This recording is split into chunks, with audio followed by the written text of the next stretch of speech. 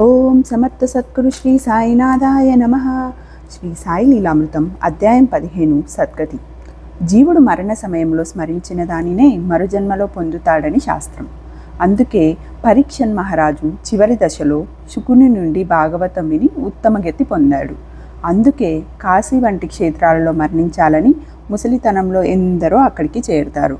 సకల దేవతలు తానైన సద్గురు సన్నిధిలో మరణించిన జీవులు కూడా తప్పక సద్గతి పొందుతాయి. అది ఎన్నో జన్మల పుణ్యఫలం. అందుకే సద్గురువులను జంగమ తీర్థాలు అంటారు. ఇక్కడ జంగమ అంటే సంచరించే అని అర్థం.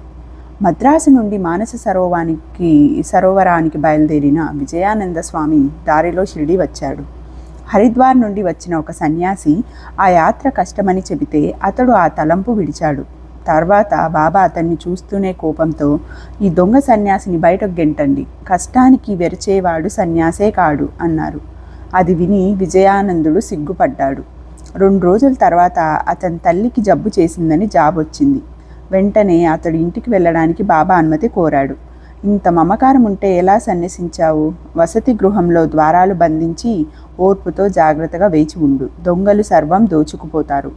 ధనము శరీరము అశాశ్వతాలని గుర్తుంచుకో. సుఖాపేక్ష విడిచి నీ ధర్మంలో నిలు. నీ పూర్వపుణ్యమే నిన్ను ఇక్కడికి తెచ్చింది. భాగవతం శ్రద్ధగా పారాయణ చెయ్యి, కృతార్థుడవవుతావు అన్నారు బాబా. అతడు ప్రయాణం మానుకొని లెండీలో పారాయణ పూర్తి చేశాక 3వ రోజున తన గదిలోనే బడే బాబా ఒడిలో ఉరిగి ప్రాణం విడిచాడు. సాయి అతని దేహాన్ని 1 రోజు ఆగి సమాధి చేయమన్నారు. కారణం భక్తులకి అర్థం కాలేదు. అతని మరణంలో ఏదో మోసం ఉందని శంకించి పోలీసులు వచ్చి విచారించారు. తర్వాత మోసమేమీ లేదని నిర్ణయించి ఆ శరీరాన్ని సమాధి చేయడానికి అంగీకరించారు. విజయానందునితో సాయి చెప్పిన వసతి గృహం అశాశ్వతమైన దేహమే, యమదూతలే దొంగలు. ఆయన మూయమన్న ద్వారాలు ఇంద్రియాలు, మనస్సు. పారాయణ ద్వారా భగవంతునిపై మనస్సు నిలిపి శరీరం విడవమనే బాబా చెప్పినది. అతడు తల్లిపై మమకారంతో చనిపోతే పతితుడైన సన్యాసిగా దుర్గతి పొందేవాడే. సాయి సన్నిధిని సద్వినియోగం చేసుకునేలా సాయియే చూసుకోవాల్సి వచ్చింది. హెచ్వి సాటే వద్దనున్న మేగుడనే వంట బ్రాహ్మణుడు ఎప్పుడూ శివస్మరణ చేసేవాడు. అతని మేలు కోరి సాటే అతనిని షిరిడి పంపారు. దారిలో సాయి ముస్లిం అని ఎవరో చెప్పడంతో అతడు సంకోచిస్తూనే షిరిడి చేరారు. సాయి అతనిని చూచి ఉగ్రులై, ఈ వెధవను బయటకు గెంటండి, అతడేమో పవిత్ర బ్రాహ్మణుడు, నేను ముస్లింను, ఇక్కడికి వస్తే అతడి ఆచారం మంట కలుస్తుంది అని కేకలేశారు. సాయి సర్వజ్ఞతకు మేగుడు ఆశ్చర్యపోయాడు. కానీ తన శంక తొలగక షిరిడి నుండి వెళ్ళిపోయాడు. కానీ సాయి వెళ్ళగొట్టదలిచినది అతని శంకనే కనుక త్వరలో అతడు హృదయ పరివర్తన చెంది బాబా సాక్షాత్తు శంకరుడన్న విశ్వాసం పొంది మళ్ళీ షిరిడి చేరాడు. నిత్యము 4 మైళ్ళు నడిచి గోదావరి జలం తెచ్చి షిరిడీలోని దేవుళ్ళకు అభిషేకం చేసి చివరకు మసీదులో సాయిని పూజించేవాడు. ఒకరోజు ఖండోబా ఆలయం మూసి ఉంటే అతడు తిన్నగా మసీదు చేరాడు. కానీ బాబా, ఇప్పుడు ఆ మందిరం తెరిచారు, పూజించిరా, నిత్యక్రమం ఎప్పుడూ మార్చకూడదు అన్నారు. అతడు వెళ్ళి చూసేసరికి ఆలయం తెరిచి ఉన్నది. అలానే ఒక సంక్రాంతికి సాయిని సాక్షాత్తు శివునిలా అర్చించదలిచి అతడు గోదావరి జలం తెచ్చాడు. నేను ఫకీరును, నాకు స్నానం తగదు అని ఆయన ఎంత చెప్పినా వినలేదు. చివరకు సాయి తమ తలను మాత్రమే అభిషేకించమన్నారు. కానీ అతడు భక్తి ఆవేశంతో హరహర మహాదేవ్ అంటూ నీరు వారిపై గుమ్మరించాడు. అయినా వారి తల మాత్రమే తడిసింది.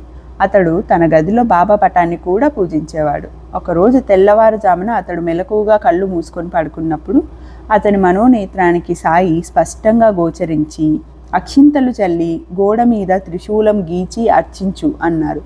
కళ్ళు తెరిచేసరికి ఎవ్వరూ లేరు. గది తలుపులు మూసే ఉన్నాయి. కానీ అతని పక్క మీద అక్షింతలు ఉన్నాయి. వెంటనే మేగుడు బాబాను దర్శించి ఆ విషయమై అడిగాడు. నేను స్పష్టంగా చెప్పాను కదా, నా మాటలు ఎన్నటికీ వ్యర్థం కావు. నేను ఇళ్లలోకి ప్రవేశించడానికి ఏ ద్వారాలు అక్కర్లేదు. నేను సర్వదా సర్వత్రా ఉన్నాను అన్నారు సాయి. వెంటనే అతడు తన గది గోడ మీద త్రిశూలం గీచి పూజించాడు. మరురోజే పూణే నుండి వచ్చిన భక్తుడు సాయికి ఒక శివలింగం సమర్పించాడు. సరిగ్గా సమయానికి మేగుడు మసీదుకు వచ్చాడు. సాయి శివలింగం అతనికిస్తూ, సాక్షాత్తు శివుడే వచ్చారు, సేవించుకో అన్నారు. కాకా సాహెబ్ దీక్షిత్ సరిగ్గా అదే సమయంలో గదిలో సాయిని స్మరిస్తుండగా అతనికి ధ్యానంలో ఒక శివలింగం కనిపించింది. కొద్దిసేపటికి అలాంటి లింగమే మేగుడు తీసుకొచ్చాడు. నిత్య పూజ కూడా సద్గురువు అనుగ్రహంతోనే సఫలమవుతుంది. మేగుడు 1912లో చనిపోయాడు.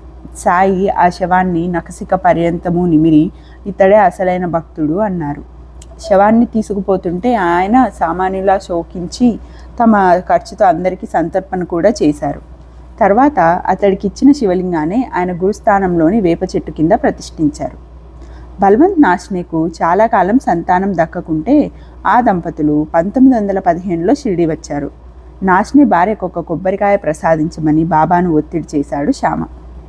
అప్పుడు సాయి కన్నీటితో శ్రీమతి నాష్నేకు ఒక కొబ్బరికాయ ప్రసాదించి నాష్నేను తమ పాదాలు ఒత్తమన్నారు. తర్వాత అతని వెన్ను నిమిరి అతనిని కౌగిలించుకున్నారు. అతనికి 1919లో కొడుకు పుడితే కాళూరామ్ అని పేరు పెట్టారు. వాడు 3వ ఏటనే హరే రామ్ అని జపిస్తూ ఉండేవాడు. హెగ్డే అనే పండితుడు వాణ్ణి గమనించి అతడు శ్రీకృష్ణుని బాల్యమిత్రుల్లో ఒకడని చెప్పాడు. కాలు కృష్ణునితో తన ఆటపాటల గురించి ఏ రోజు ఏమి చెప్పేవాడో అదే ఆ రోజు హెగ్డే చేసే హరివిజయం పారాయణలో వచ్చేది. కృష్ణుడు నన్ను ఏడిపించేవాడు. అతడు నా వీపు పైనెక్కి నేను అతని కాలు గిచ్చి పైకి చూసేసరికి నా మొహాన వెన్న కొట్టేవాడు. ఇలా చెప్తుండేవాడు కాలు. అప్పుడప్పుడు అతడు తలపై గుడ్డ కప్పుకొని కళ్ళు పైకి తిప్పి యోగిలా కూర్చునేవాడు. ఒకరోజు సందేశ్ అనే పత్రికను తెప్పించి దాని అట్ట మీద ప్రణవంలోనున్న శ్రీకృష్ణుని బొమ్మ గోడకు అంటించాడు.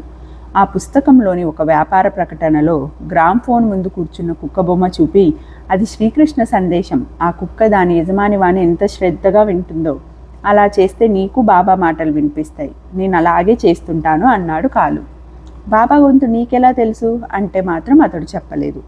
అతనిని చూడడానికి మహాత్ములు ఉపాసనీ బాబా మరియు గాడ్కీ బాబా వచ్చారు.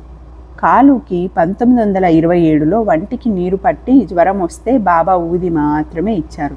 పవిత్రమైన కార్తీక శుద్ధ ఏకాదశి నాడు అతడు తండ్రితో జ్ఞానేశ్వరి 13వ అధ్యాయం వినిపించు, నేను వెళ్ళిపోతున్నాను అన్నాడు. తండ్రి దుఃఖం వలన చదవలేకపోతే అతడు గ్రంథాన్ని చూస్తూ ప్రాణం విడిచాడు. వెనుక కొబ్బరికాయ ప్రసాదించేటప్పుడు సాయి కన్నీరు ఎందుకు కార్చారో నాష్నేకు అర్థమైంది.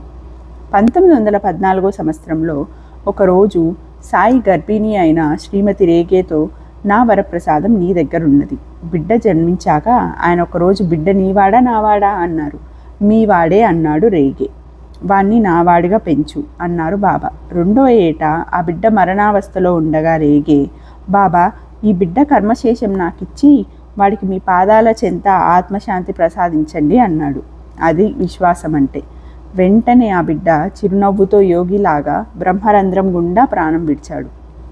ఆ తర్వాత వారు షిరిడి వెళ్ళినప్పుడు రేగే గురించి, ఆ బిడ్డ నావాడు, ఇతని ప్రార్థనను అనుసరించి ఆ బిడ్డను శాశ్వతంగా నా హృదయంలో ఉంచుకున్నాను అన్నారు బాబా.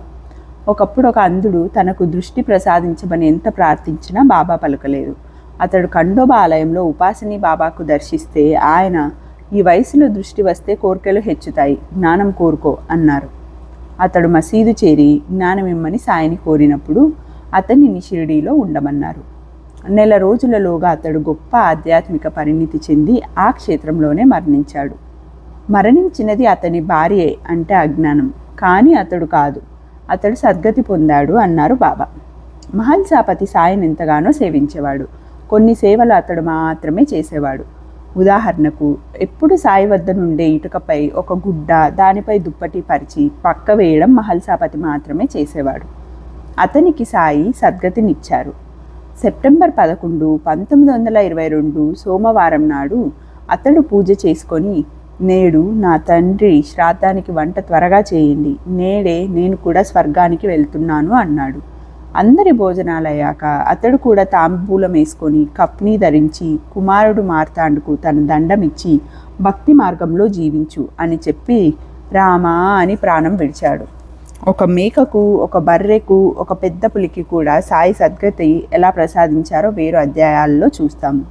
అలాగే ఒకరోజు శ్రీమతి జోగ్తో బాబా, తల్లి బాగా నెయ్యి వేసి పులగం వండి మధ్యాహ్న ఆరతయ్యాక మీ దొడ్డి వైపుకొచ్చే గేదెకు పెట్టు అన్నారు. ఆమె పులగం చేసేసరికి దొడ్డి వైపు ఒక గేదె వచ్చి పులగం తిని చనిపోయింది. ఆమె భయపడుతుంటే బాబా, నీకే దోషము లేదు, దాని చివరి కోరిక తీరి మంచి జన్మకెళ్ళింది అని అభయమిచ్చారు. ఇంతటితో అధ్యాయం 15 ముగిసినది. ఓం సాయిరాం.